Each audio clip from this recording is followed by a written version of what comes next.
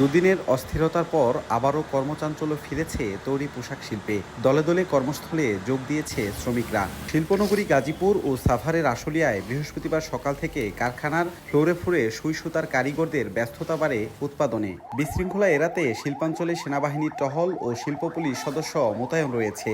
দুদিন ধরে বকেয়া বেতন পরিশোধ, বেতন বৃদ্ধি ও নারী পুরুষ সমান সংখ্যক নিয়োগের দাবিতে আন্দোলন করছিল শ্রমিকরা। পরে পরিস্থিতি সামাল দিতে গত বুধবার বেশ কিছু কারখানা বন্ধ ঘোষণা করা হয়। এদিকে গাজীপুরের ভোগড়ায় আজও চাকরি প্রত্যাশীদের ভিড় দেখা গেছে। আমাদের মূল দাবি 70% ছেলে নিবে, 30% মেয়ে নিবে। অন্যদিকে বেলা 9:30টায় আশুলিয়ার পলাশবাড়ি এলাকায় একটি কারখানার শ্রমিকরা 11 দফা দাবিতে বিক্ষোভ করেন। দাবি পূরণ না হওয়া পর্যন্ত আন্দোলন চালিয়ে যাওয়ার ঘোষণা দেন তারা। কেন বন্ধ করবে? কোনো সিদ্ধান্ত না জানিয়ে তারা অফিস হুট করে কেন বন্ধ করবে? এর আগে বুধবার আইনশৃঙ্খলা রক্ষা বাহিনীর কাছ থেকে সহায়তার আশ্বাস পাওয়ায় কারখানা খোলা রাখার সিদ্ধান্ত জানায় বিজিএমইএ।